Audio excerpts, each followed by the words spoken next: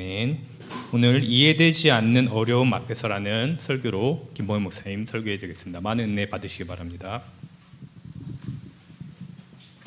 안녕하세요. 오늘부터 욥기 설교 함께 나눕니다.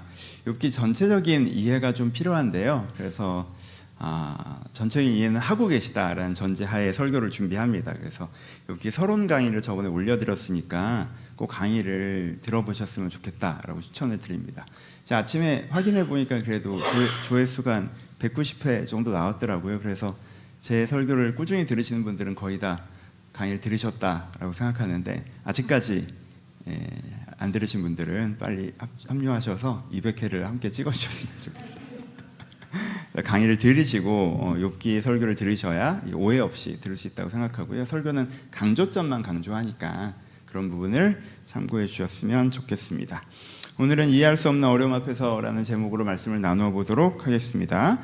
여러분, 지금 욥은 이해할 수 없는 어려움 가운데 있죠. 욥에게 어려운 이유가 있었습니다. 욥은 지금 사명을 감당하고 있는 중이죠. 사명의 한가운데, 의미 있는 사명의 한가운데 서 있습니다.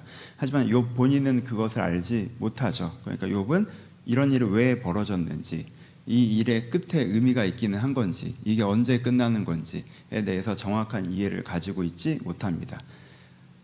이해할 수 없는 어려움 가운데 서 있는 거죠. 이때 어떻게 반응해야 됩니까? 보통의 사람들은 어떻게 반응하죠? 우리는 그렇게 쉽게 포기하는 사람들이 아니죠. 우리는 이유를 찾아냅니다. 그렇죠? 이유를 찾아낸다는 것은 어떤 말로 이유가 아닌데 그것이 이유라고 결정한다는 뜻이기도 합니다. 내가 가지고 있는 정보만을 가지고 추론해서 이것이 가장 원인에 가깝다라고 하는 것을 원인으로 결정하는 것입니다. 이건 굉장히 위험한 행동인 거 아시죠? 그렇죠?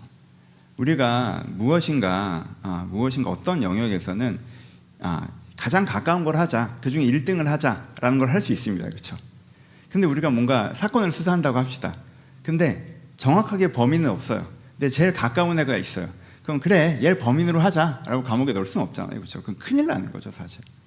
그러니까는 정말 이게 정확하지, 이게 1등, 그냥 이게 정확한 그건 없지만 상대평가를 해서 1등을 픽해야 되는 경우들도 있어요. 인생에 최선의 선택을 해야 되는 경우들이 있습니다. 하지만 절대평가를 해서 이게 진짜 이게 답이다 라고 하는 답이 없으면 이건 답이 없다 라고 거기에 블랭크로 놔둬야 되는 경우들이 있거든요. 이걸 되게 잘 구별하셔야 돼요. 여기서 절대평가를 해버리고 상대평가를 해서 그냥 1등이 원인으로 하자라고 해버리던가, 여기서 절대평가를 해서 최선을 선택해야 되는데 답이 없잖아 라고 해버리면 이게 굉장히 큰 인생의 꼬임이라는 게 발생을 합니다. 그래서 구별을 하셔야 돼요. 이게 절대평가를 해서 답이 없으면 답이 없다라고 답이 나타날 때까지 찾아야 되는 상황, 답이 없으면 지금 미제 사건으로 놔둬야 되는 건지, 아니면은 이게 정말 하나의 답이 있는 건 아니니까 일단 최선을 답이라고 설정해야 되는 건지, 그래서 잘 파악을 하셔야 된다는 거예요. 욥 같은 경우에는 뭐예요? 여기에 속하는 거죠. 그렇죠? 답을 모르는 거예요. 하나님이 욥에게 사명을 주셨는데 욥은 그것을 알 수가 없어요. 그러면은 모른 채로 있어야 되는 경우이죠. 근데 많은 사람들이 이런 경우에도 어떻게 한다고 말씀드리는 거예요? 답을 낸다는 거죠. 그렇죠? 제일 근사한 걸 답으로 찾습니다. 그러면 답은 크게 이제 4가지로 나타나죠. 4가지가 뭐예요? 첫 번째, 제 잘못이죠. 그렇죠? 무슨 일이 벌어졌어. 그런데 이게 왜 이런 거야? 라고 할 때 우리가 제일 먼저 용의자로 잡는 건요, 남입니다. 그렇죠? 쟤 때문에 이렇게 된 거야. 쟤 때문에 이렇게 된 거야. 쟤 때문에 이렇게 된 거야. 쟤가 이 일의 원인이야.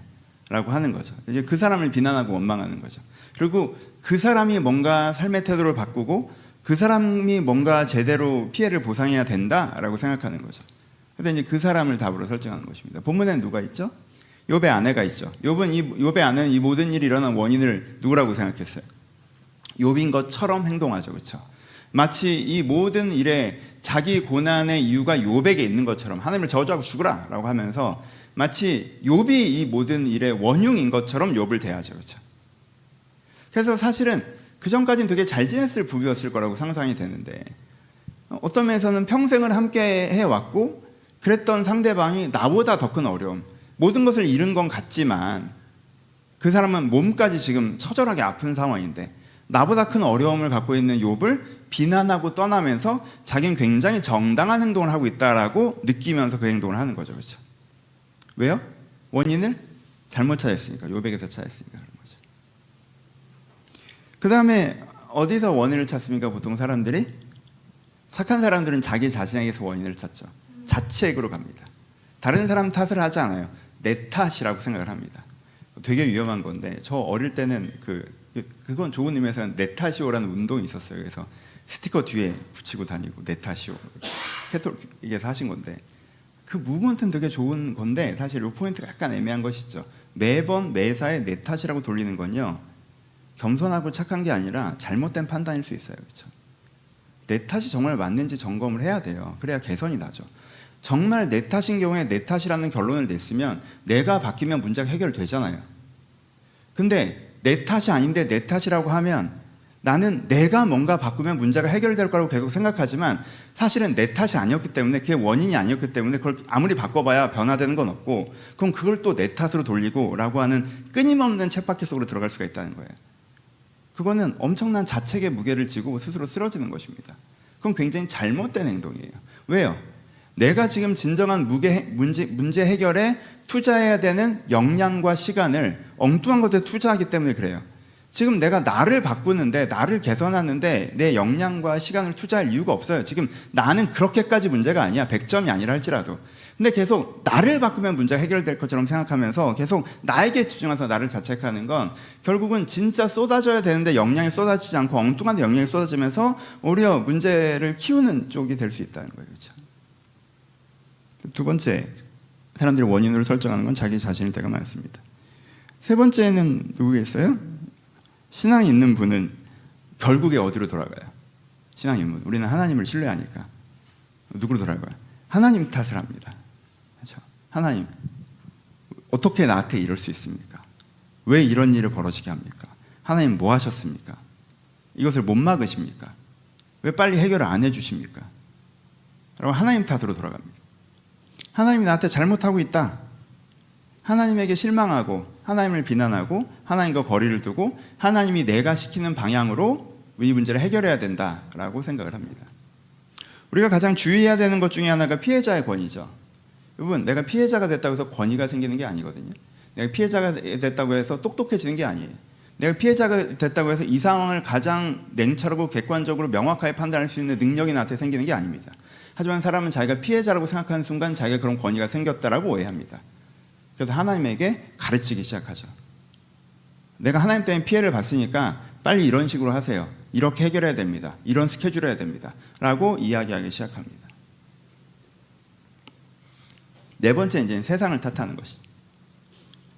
이게 약간 막연하게 이게 내가 하나님 탓도 못하겠고 다른 사람 탓도 못하겠고 내 탓도 아니라고 생각하면 이 세상을 탓하기 시작하죠. 그럼 이제 취미생활처럼 정부를 욕하거나 정치인을 욕하거나 사회구조를 욕하거나 민족성을 욕하거나 직장을 욕하거나 직장 상사를 욕하거나 이런 식의 패턴으로 이제 흘러가는 거죠. 그렇죠? 우리가 여러분 오해하지 마세요. 지금 하나의 케이스를 다루는 것입니다. 여러분 탓일 때도 많아요. 그땐 자책을 하셔야 돼요. 이게 지금 하나님과 몸부림치면서 하나님 이거 어떻게 하실 겁니까? 이래야 될 때도 있어요. 우리가 근데 야곱의 씨름이 필요할 때가 있단 말이에요. 무조건 살려달라고 막 이럴 때가 있어요. 그렇죠? 일종의 하나님 탓을 하는 거죠. 다른 사람이 잘못했으면 탓하셔야 돼요. 그 사람 때문인데 난 다른 사람 탓하잖아요. 큰일 납니다. 세상이 문제면 세상 탓을 할 수 있는 객관적인 인지가 필요합니다. 저건 내가 이 세상의 그지 같은 부분이야. 이게 우리 시대의 장점도 있지만 우리 시대의 단점이 있어. 이 단점이 이거야. 이런 걸 내가 인지해야 돼요. 근데 지금 어떤 케이스를 얘기하는 거예요? 이유가 명확하지 않을 때를 얘기하는 거예요. 이유를 내가 모르겠을 때를 얘기하는 거예요. 이 케이스를 다루는 거예요. 그렇죠? 그럼 이 케이스 내가 그러면 정확하게 그거냐라고 할 때 그걸 모른다는 걸 인지하셔야 되는 거예요. 여러분, 욥의 친구들의 가장 큰 실수가 뭡니까? 모르면서 판단을 한 거죠. 그렇죠? 모르면서 1등을 뽑은 거예요. 그러면 뭐가 제일 가깝겠냐? 이 일이 벌어진대. 욥의 고난의 원인에 뭐가 제일 가깝겠냐? 욥이 죄인이기 때문일 거다. 그럼 뭔 죄를 졌는데? 그건 모르지. 욥의 친구들의 설교를 사금하셨던 분들은 아시죠? 읽어보시면요, 선지서에 있는 설교랑 똑같은 설교가 여러 번 나옵니다. 근데 선지서의 설교는 감동적인 설교인데 욥의 친구들의 얘기는 헛소리인 이유가 뭐예요? 똑같은 얘기인데 선지서의 선지자들은 그 왕의 죄가 뭔지 정확히 아는 상태로 얘기했습니다. 넌 이거가 문제야. 그 죄 때문에 네가 이렇게 된 거라는 명예요. 근데 친구들은 어때요? 욥이 내 죄가 뭔데 특정을 해봐라고 하면 그건 모르지. 하면서 일반적인 죄를 이렇게 막 이렇게 나열하죠. 하나는 걸리겠지. 야, 네가 설마 이 10개 중에 하나도 없을까? 라는 식으로 나열해요. 모른다는 거예요. 그렇죠? 그러니까 여러분들이 사실은 모르면서, 사실은 그게 결정적이야? 사실은 그것 때문에 그렇게 된 거야? 아, 목사님, 제가 그때 안 그랬다면, 야, 그런 식으로 하면 그때 버스가 늦게 왔어도 그 버스 기사 탓이지. 약간 그렇게 끝도 없는 연결고리 하나를 얘기하는 거 말고, 물론 나나 다른 사람이나 세상이나 하나님이 연결고리였을 수 있겠죠. 근데 그런 식으로 하면 그냥 내가 결정하면 결정되는 그런 식으로 연결고리 말고, 이 일이 이렇게 벌어지는 거에 이것이 정말 결정적인 원인이라고 할 수 있을 만큼 내가 특정이 되느냐? 특정이 안 되십니까? 그럼 일단 홀딩 하셔야 된다는 거예요. 이거는 원인을 알 수 없는 어려움이다 라는 거를 분류로 집어넣으셔야 돼요. 이게 딱 할 때 특정이 될 때가 있잖아요. 매번 같은 방식의 잘못을 하실 때도 있잖아요. 그때는 원인을 알 수 없는 게 원인이 분명한 거고, 그렇죠? 저 사람 때문인 경우가 있죠. 그땐 원인이 분명한 거고, 이게 사실은 결정적인 원인은 내가 모르겠다. 일이 이렇게 됐으니까 지금 책임자를 찾는 거지, 그 당시로 다시 돌아간다 해도 사실 이 정보가 없이 돌아가면 이런 식으로 일이 흘러왔을 확률이 높다. 내가 어떻게 바꿀 수 있는 일들은 아니었다라고 한다면 내가 이것을 원인이 않는 것으로 특정하셔야 된다는 거예요. 그렇지 않고 내가 잘못된 원인을 원인이라고 결정하면 뭐가 문제가 생겨요? 첫 단추가 잘못 껴진 거잖아요. 원인이 아닌 걸 원인이라고 결정하면 첫 단추가 잘못 껴졌기 때문에 이미 얘기한 것처럼 욥의 아내처럼 욥을 비난하든가. 욥의 친구들의 진짜 내적인 나약함은 자기 두려움도 있지만 그들의 그래도 공식적인 태도는 뭐예요? 욥을 돕겠다고 욥을 지금 막 하는 거잖아요. 제발 회개해, 제발 회개해. 회개만 하면 네가 괜찮을 건데 나 너 괜찮아지는 거 보고 싶어. 그 마음에 욥을 들들 볶는 거잖아요. 그렇죠? 얼마나 열심히 욥을 볶습니까? 그렇죠? 그럼 이 사람의 문제는 뭐예요? 첫 단추가 잘못 끼워진 거죠. 문제의 원인을 잘못 파악한 거예요. 욥에겐 아무 문제가 없는데 욥이 문제야 라고 첫 단추를 끼니까 이 나머지가 되는 거란 말이에요. 그러니까 여러분들이 이게 진짜 원인이 아닌데 원인이라고 생각하는 순간 뭐가 되는 거예요? 진짜 문제를 해결을 위한 시간과 역량이 낭비된다는 거예요. 이게 문제라는 거예요. 그러니까 모르는 건 모르는 채로 놔두셔야 돼요. 원인을 특정하시면 안 돼요. 내가 잘못되게 원인을 특정하고 첫 단추를 잘못 치고 거기에 시간과 역량을 낭비하잖아요. 그럼 그 다음에 어떻게 되는지 아세요? 이 문제를 외면하거나 방치하기 시작합니다. 모르겠다. 여러분, 이 모르겠다랑 이 모르겠다는 전혀 다른 거예요. 이 모르겠다는 문제의 원인을 모를 때 우리가 어떤 식으로 대응해야 되는가에 대한 매뉴얼로 움직이는 욥의 태도이고, 이 모르겠다는 던지는 거죠. 그냥 모르겠다. 그건 방치이고 외면이죠. 사실 지금 내가 할 수 있는 게 없어. 큰 차이가 있단 말이에요. 그래서 여기서 우리가 가져가야 되는 방향성에서 내가 원인을 알지 못하는 것을 원인을 모르는 채로 남겨두고, 내가 원인을 안다고 생각하며 역량을 낭비한 다음에 그게 해결이 안 되니까 실망해서 모르겠다라고 방치한 패턴으로 가지 않아야 된다. 원인을 모를 때 이 길은 아니다라고 여러분들 확신을 가지셔야 돼요. 이 욥의 친구들의 방향으로는 아니다, 그쪽은 아니다라고 확신을 갖고 있으셔야 돼요. 그래서 내가 그쪽으로 약간 빨려 들어가려고 하려도 그건 아니야. 여러분, 빨리 해결하고 싶은 욕심은, 문제가 빨리 사라지길 바라는 욕심은 무엇으로 나타나요? 원인을 빨리 찾고 싶은 욕심으로 나타나죠. 그 조급함이 아무나 범인으로 잡게 하는 거예요. 그렇잖아요. 형사분들이 뭐 자기에게 유익이 됐다고 뭐 그렇게 하겠어요. 근데 거기서 너무 선하면, 너무 범인을 빨리 잡고 싶은 욕심을 부리면 미제 사건으로 놔줘야 되는 건데 엉뚱한 놈을 잡아다가 범인이라고 할 수 있다는 거예요. 그러니까 그 욕심에서 한 걸음 물러나셔야 돼요. 그렇죠? 이 주의사항을 가지고. 그럼 욥은 어떻게 했습니까? 욥이 이제 정답을 했겠죠. 욥은 이해할 수 없는 상황에서 굉장히 가져야 되는 기본적인 태도를 갖습니다. 이상적인 태도죠. 제가 여기서부터는 이렇게 열정적인 말이 좀 떨어질 거예요.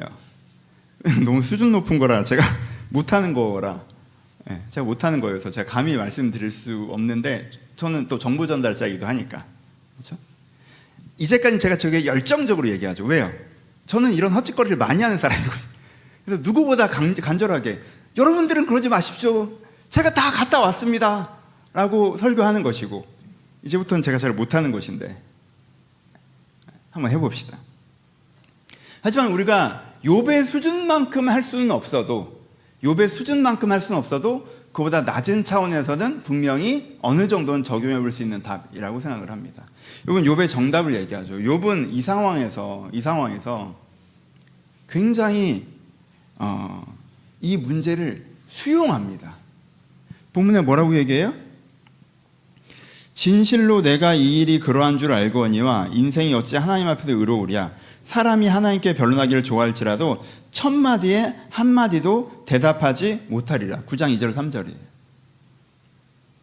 그러니까 욥이 뭐라고 해요? 변론하기를 좋아하는 사람이라도, 그러니까 내가 막 똑똑해서 말하기를 좋아하는 사람이라도 천마디에 한마디도 얘기하지 않고 잠잠할 것이다 라고 얘기해요. 여러분 보세요. 이런 상황이 되면 우리가 어떻게 돼요? 아까 말했죠. 피해자의 권위. 내 말이 쏟아져 나오죠. 하나님에게. 내 말이 쏟아져 나와요. 지금 뭐 하는 짓이냐, 빨리 이런 식으로 해라, 언제까지 이럴 거냐, 응답을 해줘야 될 거 아니냐, 도움을 주든가, 오른쪽인지 왼쪽이라도 가르쳐 줘라, 그럼 내가 갈 거 아니냐, 뭘 할 거냐 도대체. 도움을 주든가 응답을 주든가 뭐라도 있어야 될 거 아니야. 괜찮아요. 그러니까 이때는 말이 쏟아져 나오는 타임이라고. 사실 원망을 하건 대안을 제시하고 막 말이 쏟아져 나오는 타임이라고. 근데 욥이 어떻게 해요? 자기는 잠잠하다고 얘기하죠. 내가 천마디 말을 한마디도 하지 않는다라고 얘기해요. 또 욥이 뭐라고 합니까? 오늘 읽은 부분이죠. 20절에 가령 내가 의로울지라도 내 입이 나를 정죄하려니 가령 내가 온전할지라도 나를 정죄하리라. 이 말이 뭐예요? 이 문장이 맞습니까? 내가 의로울지라도 내가 나를 정죄한다. 내가 온전할지라도 나를 정죄한다 라고 얘기하죠. 그렇죠? 여러분 이 문장만 보시면 그냥 하나님은 힘이 세고 난 힘이 약하니까 내가 맞아도 까라면 까라는 얘기인가? 이렇게 폭력적으로 들리고 권력에 대한 걸로 들려요. 그 얘기가 아니죠. 지금 욥이 시편이라는 시라는 걸 이해하셔야 돼요. 시가서예요. 그럼 이 시적 표현은 어떤 의미를 갖고 있는 거예요? 지금 나한테 뭐가 있어요? 내 입장에서는 내가 너무 맞죠? 내가 너무 맞아.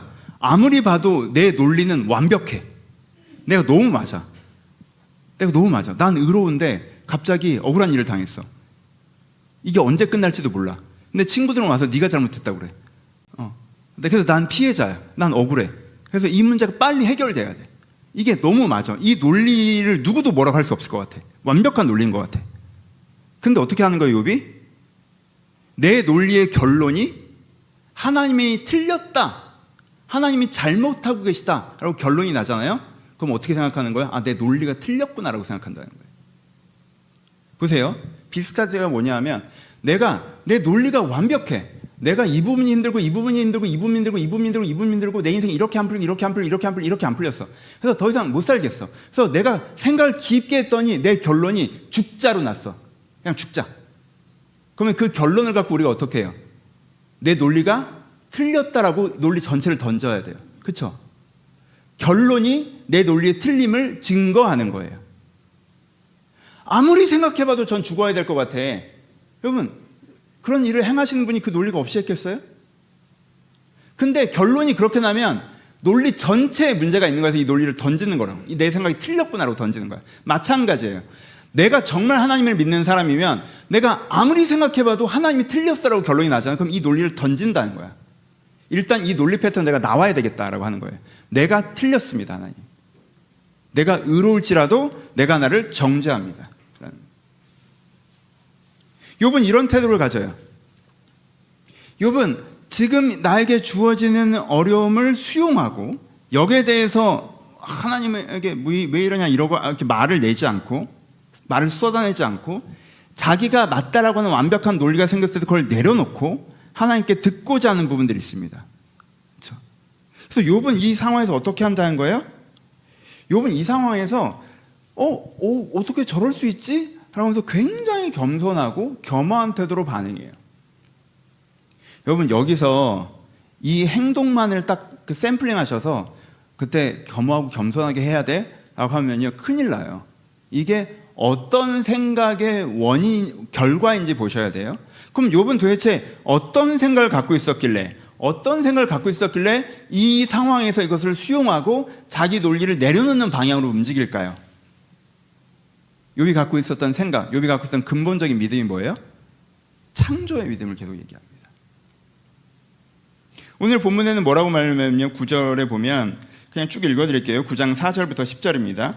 그는 마음에 지혜로우시고 힘이 강하시니 그를 거슬려 완악하게 행하더라도 형통할 자가 누구랴. 그가 진노하심으로 산을 무너뜨리시며 옮기실지라도 신이 깨달지 못하며 그가 땅을 그 자리에 움직이시니 그 기둥이 흔들리도다. 그가 해를 명령하여 뜨지 못하게 하시며 별들을 가두시는도다. 그가 홀로 하늘을 펴시며 바다 물결을 밝히시며 북극성과 삼성과 묘성과 남방의 밀실을 만드셨으며 측량할 수 없는 큰 일을 셀 수 없는 기이한 일을 행하시느니라 라고 말씀하십니다. 여러분, 성경 읽다가 제일 지루한 부분이 창조 부분이에요. 저는 개인적으로 그냥 만들었다고 얘기하지 뭐 북극성과 삼성과 요성과 남방의 밀실은 뭔데, 약간 욥기에 이런 거 많이 나오죠, 그렇죠? 여러분, 이걸 지루하게 읽지 마시고 메시지의 핵심을 보시는 게 되게 중요해요. 여러분, 욥기는 잠깐 강의적으로 설명합시다.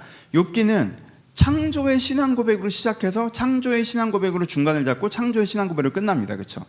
가장 먼저 욥이 하는 고백이 뭡니까? 주신 분도 여호와시고 거두가신 분도 여호와시니라는 거죠, 그렇죠? 그게 욥의 신앙 고백이었어요. 이게 되게 특별한 신앙 고백이죠. 이게 창조의 신앙 고백이죠, 그렇죠? 여러분, 이게 근데 이 처음에는 하나님의 권위를 인정하는 거에만 액센트가 있어요. 근데 이 말이 되게 맞는 말인데 되게 무거운 말이에요. 이게 무슨 말이에요? 여러분, 여러분들의 생명을 여러분들이 만들었어요? 우리의 생명을 우리가 만들었습니까? 아니죠. 우리의 몸을 우리가 만들었어요? 아니죠. 그럼 우리는 기본적으로 이거에 대한 만든 사람이 아니기 때문에 뭐가 아니에요? 소유주가 아니죠. 여기에 대한 적절한 페이를 지불한 적도 없어요. 그럼 이게 내게 아니죠. 그런데 내가 쓰고 있어요. 그러면 나는 기본적으로 내가 쓰고 있는 모든 건 뭐예요? 무상 렌탈 개념이죠, 그렇죠? 난 무상 렌탈이라고. 내 몸이나 내 생명이나 내 삶이나 내 관계나 내 소유나 내 성격이나 내 재능이나 이게 다 무상 렌탈로 쓰고 있는 거란 말이야. 그런데 렌탈해 준 사람이 어느 날 이제는 돌려달래라고 하면 우리가 어떻게 해야 돼? 이걸 왜 가져가?라고 할 수 있어요? 아니요. 그동안 잘 썼습니다라고 해야 된다는 거죠, 그렇죠? 누가 나한테 차를 무상으로 빌려줬어. 내가 그 차를 10년을 탔어. 10년을 탔기 때문에 내 방 같겠지. 내 공간 같을 거야. 근데요, 내가 그 차를 진짜 보험료 한 푼 안 되고 무상으로 썼어. 근데 어느 날 그 사람이 그걸 돌려달래. 그럼 내가 어떻게 해야 돼요? 내 거 왜 가져가? 그래야 돼요? 그럼 나 내일부터 뭐 타고 다니려고 이래야 돼요? 그럴 수 없죠. 10년을 썼잖아. 그러면 마음에 허전해도 뭐라고 해야 돼? 잘 썼습니다 라고 해야 될 거 아니야. 그게 욥의 고백이에요. 대단한 고백이죠. 이 부분 때문에 제가 해본 적이 없다고 얘기하는 거예요. 저는 왜 가져가? 내 거야! 막 이런 스타일이에요. 내 거야! 이런 스타일. 예. 미리 말을 하고 가져가야지! 막 이렇게 할 스타일. 근데 욥은 어떻게 해요? 무상 렌탈이라는 걸 완전 인정하죠. 주신 분도 여호와시고 가져간 분도 여호와시고 그동안 잘 썼습니다. 끝. 최소한 자기가 여기서 원망하는 게 정당하다는 생각은 전혀 안 하죠. 감정적으로는 하나님한테 뭐라고 할 수 있지만 감정적으로는 욥도 뭐라고 하잖아. 그럼 주신 분들 하나님부터 가져가시고. 그러니까 그렇게 공식적인 대답을 한다면 욥이 뒤돌아서서 뭐라고 그래요? 그럼 죽이지 막 이러지. 감정적으로 너무 섭섭한 거 얘기해요. 그거는 또 따로 우리가 또 설교를 다룰 거고. 근데 이제 원론적으로는 욥이 창조의 고백을 들어요. 여기만 들으면요, 맞는 말이긴 한데 너무 부담스러워. 아 그래. 그러면은 나는 좀 삐딱한 사람이니까 마지막에 내가 뭐라고 말이 나온 줄 알아요? 저는 아직도 그렇구나. 주신 분도 여호와시고 가져가신 분도 여호와시구나. 그렇구나. 그럼 내가 언제 달랬어요? 왜 태어나게 했대? 애초에 물어봤나? 그거는 뇌 권리 아닌가? 그럼 옵션이 좀 있어야 되는 거야. 태어나게 한 걸 내 의지 없이 태어나게 했잖아. 이런 스타일이야. 왜 내가 이 설교를 하는데 북적이줄 아는데 저는 아직도 이 어리석게 따지는 천마디 말을 쏟아내는 자. 하나님이 한마디 하시면 얼마나 어리석은지. 욥의 첫 번째 태도. 여러분, 오늘 하는 게 욥의 중간적인 태도예요. 여기서는 그때 어떻게 표현하냐면 하나님이 창조를 막 얘기해요. 하나님이 위대하고 아름다우신 것을 지으셨다는 창조를 막 얘기해요. 그러면서 뭘 얘기해요? 측량할 수 없는 큰일, 셀 수 없는 기이한 일이라고 표현해요. 창조에서 굉장히 긍정적인 표현이 나오죠. 하나님은 지혜로우고 힘이 강하셔서 신비로운 일을 행하신다라고 표현을 해요.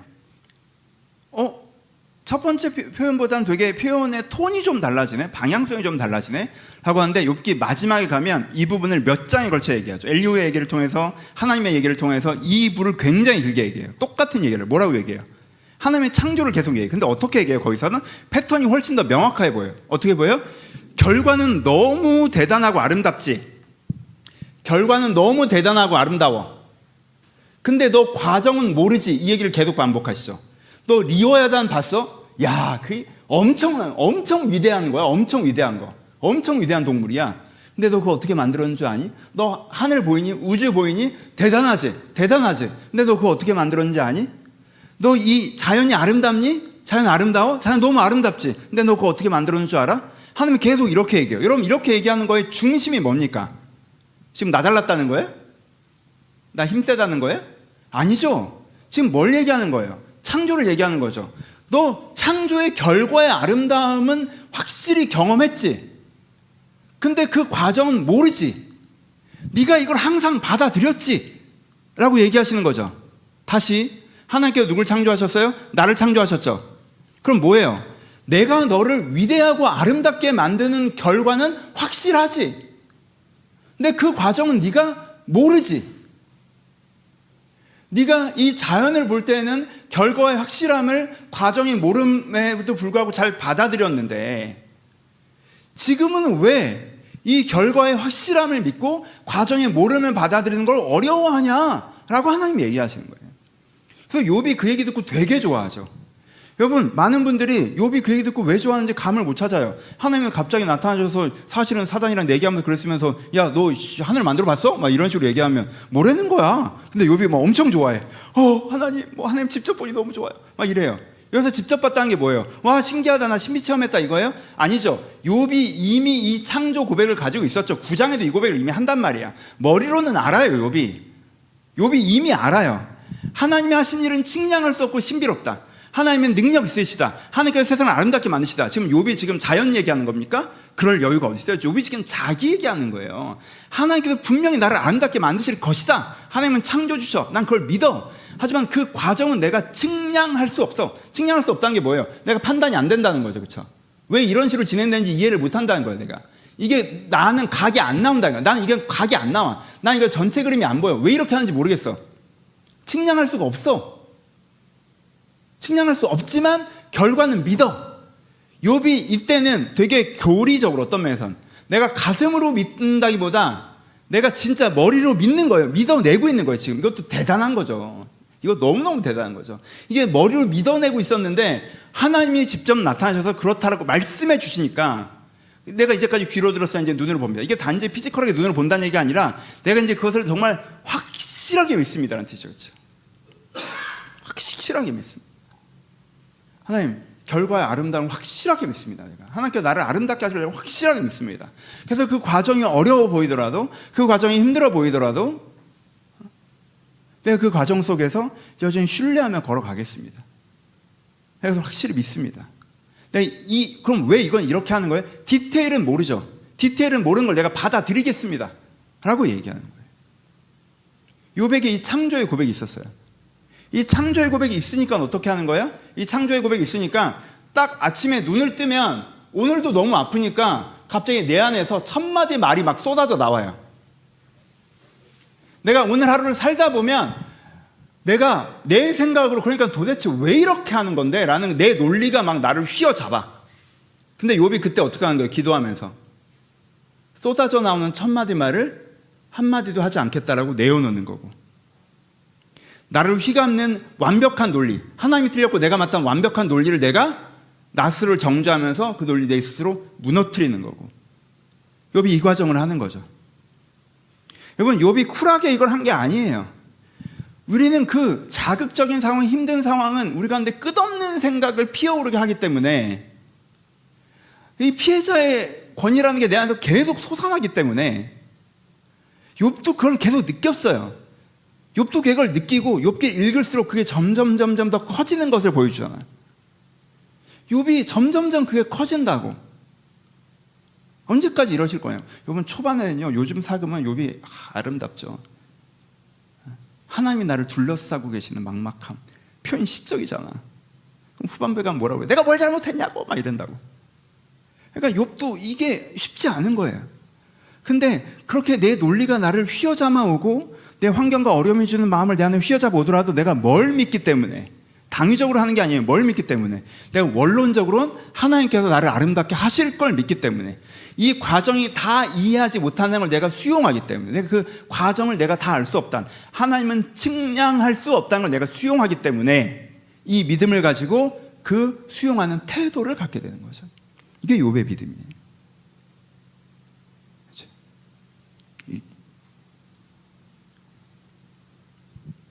대단한 거죠.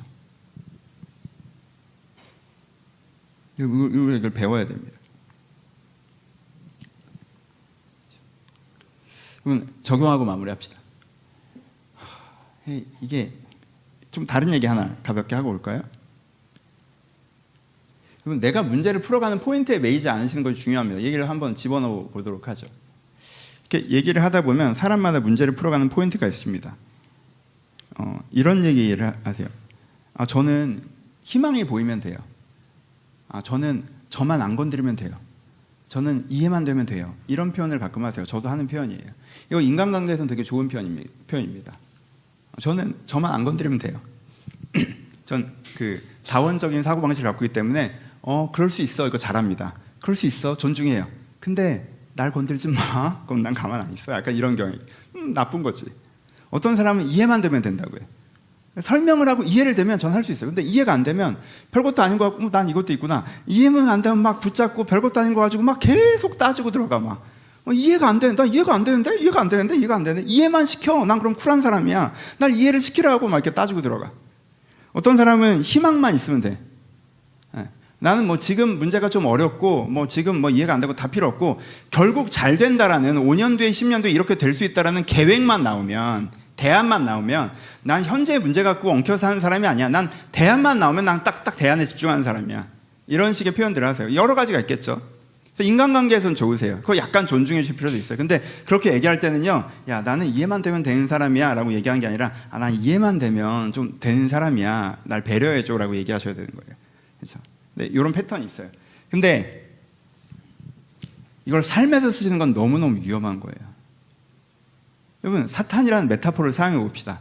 이 사람한테 전 이해만 돼요. 되면 돼요. 이래요. 그럼 사탄 따고 쟤는 이해만 안 되면 되겠구나. 너무 쉽잖아. 이 사람 넘어뜨리기 너무 쉽죠. 저는 대안만 있으면 돼요. 저는 희망이 있으면 가는 사람이에요. 쟤는 앞날만 안 보이게 하면 그냥 끝이네. 저는 저만 안 건드리면 돼요. 쟤는 좀 불편하게 하면 끝이겠다. 여러분, 삶을 살아가는 데에서 이런 태도를 갖는 건 사탄이라는 메타포를 사용하면 그냥 내 약점을 내 최선방에 세우는 것과 같아요. 이해만 되면 되는 사람이세요? 여러분, 사탄 여러분들을 가장 먼저 이해가 안 되게 만들 거예요. 여러분만 안 건드리면 되는 사람이야, 편하게만 하면 되는 사람이야, 사탄은 가장 먼저 여러분들을 불편하게 할 거예요. 희망만 보이면 되는 사람이에요, 사탄은 개인 먼저 여러분들 먹구름을 줄 겁니다. 그 문제가 일어나지도 전에 먼저 주저앉겠지. 그래서 여러분, 이 세 가지를 왜 얘기하냐면 가장 먼저 안 했던 얘기를 하고 가는 거예요. 이해되지 못하는 어려움에 우리가 진입할 때가 있다는 걸 인정하셔야 된다는 거예요. 근데 욥이 이해만 안 됐습니까? 희망도 없었죠. 몸도 힘들었어요. 그렇죠? 이 세 가지가 욥에겐 동시적으로 일어납니다. 우리가 이때도 이런 구간이라는 게 있어요. 이런 구간이 있을 때 난 이해만 되면 되는 사람인데, 나는 나만 안 건드리면 되는 사람인데, 나는 희망만 보이면 되는 사람인데 라는 걸 되게 절대적인 면제를 가지고 계시잖아요. 그럼 여러분들은 곧장 원망으로 도약합니다. 이거 하나만 해주면 되는 사람인데 이걸 안 해줘? 라는 논리를 갖고 있는 사람이면, 그럼 하나님 어떻게 나한테 이럴 수 있어요? 로 간다는 거예요. 여러분, 뭐가 필요하세요? 때로 어떤 것도 없는, 이해도 안 되고 몸도 힘들고 희망도 안 보이는 구간이 존재한다는 걸 인정하셔야 돼요. 내가 서울에서 강릉까지 가면 일정 구간은 터널을 지나가라는 걸 인정하셔야 돼요. 아무것도 안 보이는 구간이라는 게 있어. 나 인생길을 가다 보면 전체가 그런 건 아니지만 터널 구간이라는 게 있어. 잠깐 지나가는 터널도 있고, 와, 사람의 능력이 이렇게 발달했나? 라고, 이거 끝나야 되는 거 아닌가? 라고 되게 긴 터널도 있어. 하지만 터널이라는 게 존재해요. 일단 받아들이셔야 돼요. 그걸 받아들이시는 게 필요합니다. 그러면 뭘 안 할 수 있어요. 두 번째 적용 반복되는 거니까. 이건 앞에서 많이 얘기했으니까 간단하게, 문제의 원인을 모르는데 문제의 원인을 안다라고 생각하지 않으셔야 됩니다. 이게 두 번째. 그렇죠? 나든 다른 사람이건 하나님이건 세상이건 간에 명확하게 그게 잘못한 게 아닌데 그게 원인인 양 해대지 않으셔야 돼요. 그러니까 여러분들 발걸음을 흐트러요. 이게 두 번째. 그럼 이제 모르는 상태에 있어야 되는 거죠. 하나 더. 여러분, 근데 이게 조금 더 다른 얘기일 수 있겠지만, 여러분 생각하세요. 욥을 딱 제시하는 순간 우리한테는 약간 프리티케이 생겨. 이만큼 어려운 사람 없잖아. 그래서 욥을 읽을 때 항상 우리한테 오는 감정은 뭐야? 저 지금도 마찬가지예요. 제가 욥기를 강의하지만 지금도 하나님, 제가 모르실까 봐 아시겠지만 말씀드려요. 저는 정말 욥보다 수준이 엄청 낮은 사람인 거 아시죠? 전 죽을 때까지 욥 근처에도 못 갈 거라는 걸 하나님이랑 저랑 확실히 기억해야 돼요. 이렇게 욥기를 이렇게 항상 저의 마지막에 붙이는 별표 같은, 그렇죠? 근데 여러분, 그러니까 욥의 고난이 아니더라도 같은 패턴은 우리 가운데 존재해요. 이게 여러분, 미지근한 물에 개구리가 죽는다고 이런 심각한 고난이 아니라, 여러분, 되게 많은 사람들이 어떤 거 있냐, 똑같은 패턴 뭐가 있냐면 좀 막연한 실망감이 있어요. 원망까지도, 내가 원망하면 안 되지, 나보다 어려운 사람도 되게 많은데, 알죠? 저 원망 안 하지. 원망은 안 해요. 근데 마음 가운데 막연한 실망감이 있어요. 난 좀 더 대단한 인생을 살 줄 알았는데, 지금도 뭐 괜찮은 상황이고 먹고 살만하고 행복하고 뭐 그렇긴 한데, 난 조금 더 괜찮은 인생을 살 줄 알았는데, 그때 내가 그걸 시도하고 도전했을 때 뭔가 더 확 풀려갈 거라고 난 기대했었는데, 하나님께서 돌보시고 막 그런 거 알겠지만 사실 내가 꿈꾸던 삶이랑은 되게 멀다, 내 삶이. 그래서 내 삶이 되게 선물 같다기보다 좀 견디는 느낌이야. 근데 원망은 안 하지. 뭐 더 어려운 사람 원망. 내가 원망하는 건 좀 아니지. 알아. 근데 내 삶이라고 하는 게 누리는 것보다 견디는 것 같아. 나는 그 막연한 실망감이 있어요. 근데 이 실망감에 대한 책임을 나에게 돌리는 사람도 있고 다른 사람에게 돌리는 사람도 있고, 또 어떤 사람은 하나님께 돌려요. 근데 이게 거의 무의식적으로 일어나요. 그 상태에서 이렇게 하나님께 올리면 적극적인 원망 이런 건 절대 안 해요. 근데요, 신앙생활 전체가 굉장히 수동적이 됩니다. 신앙생활 전체가 이렇게 약간 끌려가듯, 그래 예배는 드려야지 그래도, 약간 이 톤이, 약간 그래도가 붙어. 그래 성경 그래도 읽긴 해야지, 내가 그래도 너무 안 했다, 내가 그래도 이 정도 봉사는 하는 게 맞지. 약간 그 전제에 뭐가 붙어 있는 거야? 내가 이걸 안 하게 되는 큰 이유가 있는 건데, 근데 내가 너무 심했다, 그래도 예배는 드리자, 그래도 이 정도 봉사는 하자 라는 톤의 마음이 자꾸 여러분들이 떠오르신다면, 여러분들 내면에 저변에 안개처럼 깔리는 게 뭐예요? 막연한 실망감이에요. 여전히 욥과 같은 위기에 여러분들이 있으신 거예요. 내 인생의 어려움에 대한 정확하게 원인이 파악되지 않은 상태에서 그 원인을 하나님으로 규정하고 그것이 막연한 실망감으로 가져가고, 여러분 길어지겠지만 붙이면 그걸 자기 자신으로 하는 사람도 있죠. 인생에 대한 막연한 실망감을 자책으로 돌리는 사람도 있어요. 그것도 굉장히 안 좋아요. 인생에 대한 막연한 실망감을 다른 사람에게 돌리는 사람도 있어요. 그것도 안 좋아요. 이 패턴에서 걸어 나오셔야 돼요. 욥의 심각한 경우만 있고 난 이런 경우는 없고, 내 인생에 정말 어려운 일이 생기면 이 말씀을 기억해야겠네요 라고 하시는 분들도 있고, 오케이. 근데 어떤 분들은 이미 여러분 욥의 패턴에 있으시다는 거예요. 그래서 여러분들이 욥의 패턴에 있으시다면 이 부분에서 이게 우리가 대안이 돼야 돼요. 두 가지를 하세요. 이것과 말고 두 가지. 하나는 뭐예요? 이 어려움이 주는 감정과 생각에 쓸려 내려가지 않도록 주의하셔야 돼요. 항상 어려운 일이 딱 생기잖아요. 그럼 여러분들 맨 처음 하는 게 뭔지 아세요? 마음을 지킨 자가 성을 지킨 자보다 많고, 마음을 지켜야 돼요. 어려운 일이 생기면 이게 나를 비난하거나 하나님을 원망하거나 뭐 다른 사람을 원망하거나 뭐 세상을 원망하거나 누군지 한 놈 잡고 그 사람들 욕하고 싶은 마음과 막 그런 것들, 그렇죠? 그리고 내가 생각하는 계획과 대안을 어떻게든 하나님 앞에 밀어붙여서 그거 하게 하고 싶은 마음들, 그것도 안 되면 그냥 나 모르겠다라고 던지고 싶은 마음, 이런 게 막 무슨 내가 계곡물에 빠진 것처럼 내 내면에서, 이게 진짜 계곡물에 빠진 거랑 똑같아요. 내가 이렇게 딱 놓잖아? 그럼 쫙 떠내려가. 그 생각이 100% 내 진심인 것처럼 그 속으로 막 정신을 못 차리고 떠내려가. 내가 그만하려고 해도 그만할 수가 없어.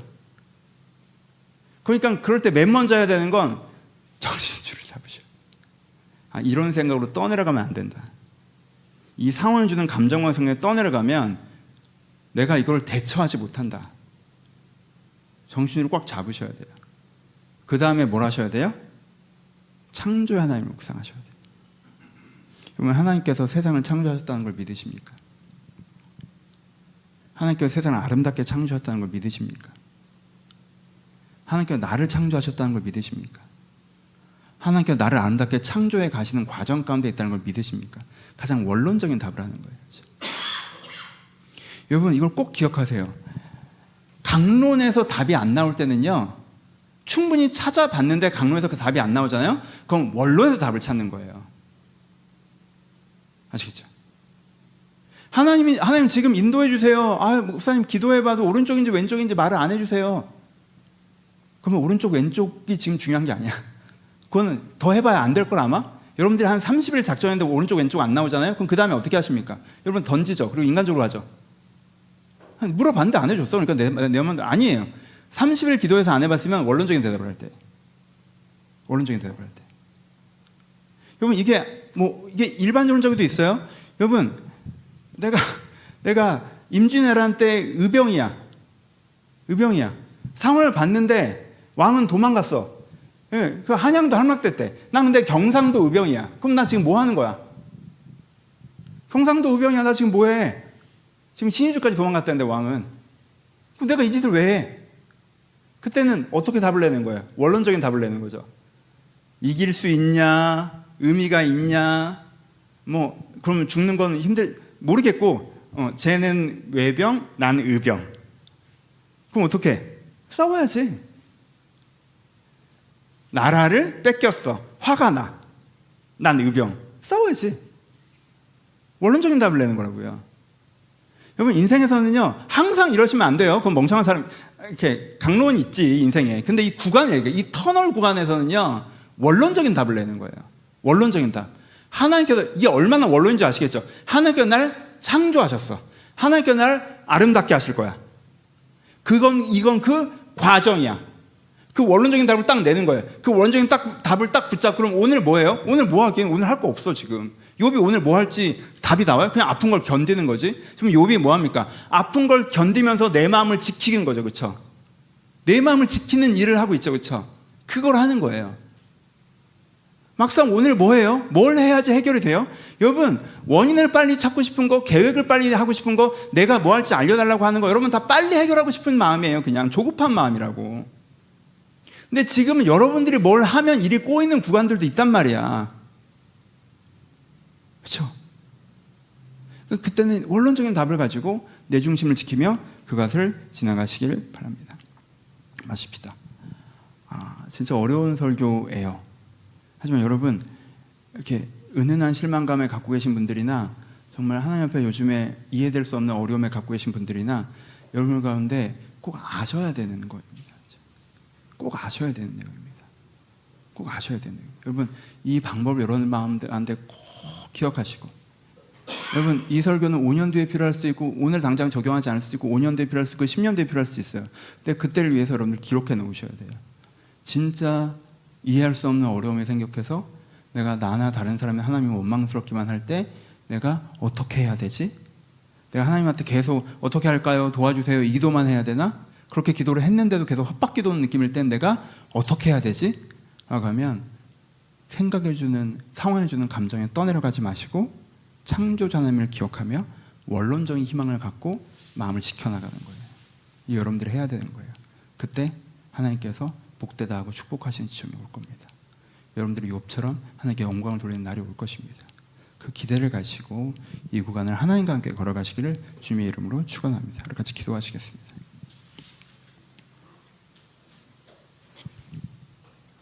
여러분 이건 너무 어려워요. 욥도 절대 이걸 쉽게 하지 않았습니다. 하지만 욥이 어찌 이 방향을 잡고 이걸 했죠. 그렇죠? 욥이 이게 너무 어려워서 어찌 하면서도 힘들다는 얘기도 함께 굉장히 많이 하고 못하겠다는 얘기도 정말 많이 하죠. 그래서 욥기가 우리 가운데 욥의 행동을 보면 내가 저럴 수 있을까라고 하지만 욥의 그런 기도들을 보면 위로가 되는 겁니다. 욥도 힘들지만 어찌 이 과정을 걸어갔구나. 그 방에 맞으니까. 그러니까 이 고백을 같이 하셨으면 좋겠어요. 하나님, 제가 이해되지 않는 어려움 가운데 있습니다. 나를 비난하고 하나님을 원망하고 타인의 책임을 돌리고 그럴 때가 많이 있어요. 내가 그 마음을 내려놓고 내가 하나님을 신뢰하며 이 과정을 견디기를 소원합니다. 주님, 내 중심을 회복하여 주시옵소서. 내 중심을 회복하여 주시옵소서. 내게 다시 한번 하나님께서 세상을 창조하셨다는 믿음을 허락해 주시옵소서. 하나님께서 나를 아름답게 하실 것이고 과정을 측량할 수 없지만 분명히 주님께서 내 인생을 인도하신다는 걸 내가 신뢰하게 해달라고, 여러분들 이 말씀을 기억하시면서 그리고 고백하시면서 함께 기도하기를 소원합니다. 기도하겠습니다. 하나님 아버지, 하나님 아버지, 하나님 아버지, 하나님 아버지, 주님 어려움을 걸어가는 분들에게 제가 감사합니다. 저는 이 어려운 비슷한 거에 있어서 제가 도망가고 제가 내 팽개치고 외면할 때가 많이 있었습니다. 지금 제가 외면했었던 사람을 주app에 고백합니다. 지금 제가 외면했었던 사람을 주app에 고백합니다. 하지만 주님, 제가 감히 이 말씀을 가지고 주app에 다시 한번 제가 아버지 막연한 실망감을 가지고 주app에 섰던 것들을 주app에 얘기하니 아버지 마지막 실망감을 가지고 주앞에 거리를 섰던 것들을 내게 하니 저희가 우리 하나님의 진정한 믿음을 가지고 다시 만나길 바랍니다. 내가 오늘 주가의 주를 보이지 않는다 할지라도 당장 해결하신 것 하나님이 제가 보이지 않는다 할지라도 제가 주를 다시 한번 기대하는 주를 걸어갈 수 있도록 저를 들어주시고 인도하여 주옵소서. 아버지 주님께 아버지 주님께 인도하여 주옵소서. 주님께 인도하여 주옵소서. 아버지 주님께 인도하여 주옵소서. 아버지 주님께 인도하여 주옵소서. 아버지 주님께 인도하여 주옵소서. 주님께 인도하여 주옵소서. 제가 감히할 수 없는 이야기를 했습니다. 주님께서 인도하여 주옵소서. 아버지 주님께서 위로하여 주옵소서. 아버지 주님께서 응답하여 주옵소서. 주님 저를 도와주옵소서. 아버지 저를 도와주옵소서. 주님, 저희 감히할 수 없는 이야기를 잘못했습니다. 주님께 은혜를 주시옵소서. 주님께 은혜를 주시옵소서. 주님께 은혜를 주시옵소서. 아버지 주님께 은혜를 주시옵소서. 주여 주님께 은혜를 주시옵소서. 아버지 주님께 은혜를 주시옵소서. 아버지 주님께 은혜를 주시옵소서. 주님께 은혜를 주시옵소서. 주님께서 은혜를 주시옵소서. 우리 주여, 정말 제가 원망과 비난에 들어가는 것이 아니라 주님을 사모하며 나아가는 아버지가 되도록 수 있는 길을 드리겠습니다. 아버지 주님께 다시 은혜를 하시길 소원합니다. 주님께 은혜를 하시길 소원합니다. 아버지 주여, 주님께 은혜를 하시길 소원합니다. 아버지 주님께 은혜를 하시길 소원합니다.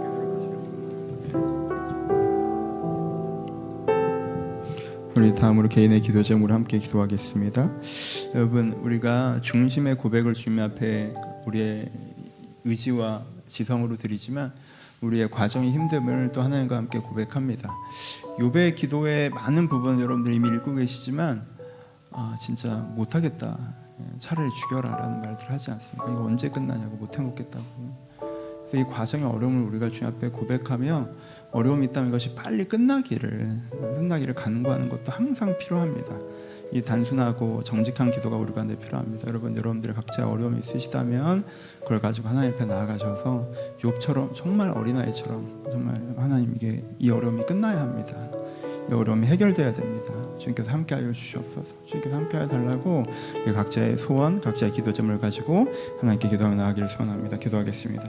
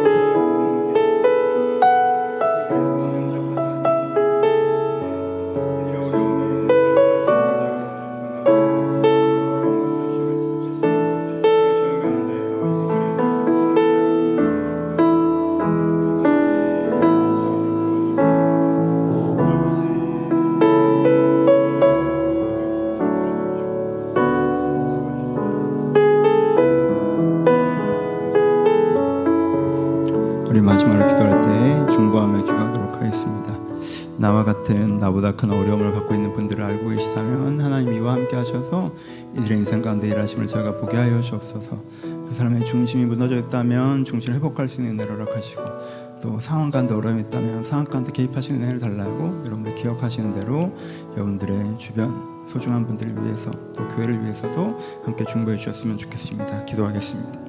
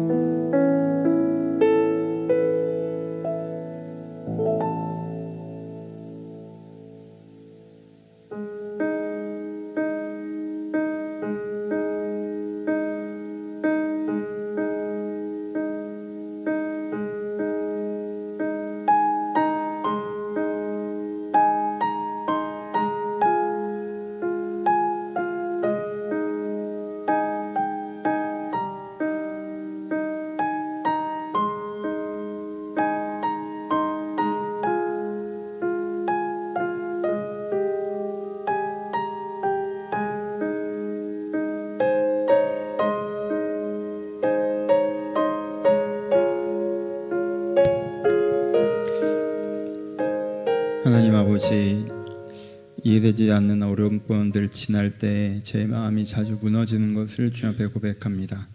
아버지, 나의 탓 같고 하나님이 원망스럽기도 하고 이 일에 책임 있는 사람들에 대한 분노가 있기도 하고 세상이 원망스럽기도 합니다. 아버지, 이런 마음을 갖는 건 자연스럽고 건강한 것이나 이 마음에 제가 휩쓸려가지 않게 하여 주시옵소서. 앞에 보이지 않는 상황 가운데서 제가 제 중심을 은혜 가운데 지켜낼 수 있도록 하시고, 제가 눈앞에 보면 소망을 보이지 않더라도 하나님께 나를 창조하셨고 과정은 다 이해할 수 없지만 아름답게 하실 거라는 믿음을 가지고 이 과정을 잘 견뎌갈 수 있도록 내 마음의 중심에 은혜를 더하여 주시옵소서. 아버지, 욥에게 오른쪽으로 갈지 왼쪽으로 갈지 안 가르쳐 주셨고, 지금 네가 이 일이 왜 일어나는지 안 가르쳐 주셨고, 언제 이것도 끝나는지 안 가르쳐 주셨지만 성령께서 욥에게 함께 하셔서 그에게 충만하게 임하셨습니다. 아버지, 하나님께서 그를 둘러싸셨습니다. 그의 마음이 낙담하고 원망하고 무너질까 봐 하나님께 그와 함께 해주셨습니다. 아버지, 저에게도 찾아오셔서 제 마음을 둘러싸 주시옵소서. 주님께서 말씀하지 않으시더라도 나와 함께 계신다는 것이 저희 가운데 경험되어지면 하나님, 저희가 더 신뢰할 수 있겠사오니 저희 마음 가운데 찾아오셔서 다른 것은 내가 알지 못하나 하나님께 나를 사랑하시며 함께하고 계시다는 것을 내 안에 선명하게 다시 은혜로 깨달아질 수 있도록 각 사람에게 은혜의 은혜를 더하여 주시옵소서.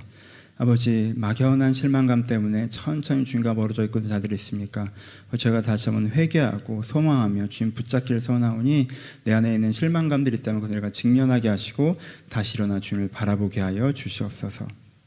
이제 우리 예수 그리스도의 은혜와 하나님 아버지의 사랑하심과 성령의 교통하심이 지금도 주님을 바라보는 모든 자들 가운데 이제부터 영원토록 함께 있을지어다. 아멘. 감사합니다. 서로 주님께 감사 말씀 나누시겠습니다. 감사합니다. 감사합니다.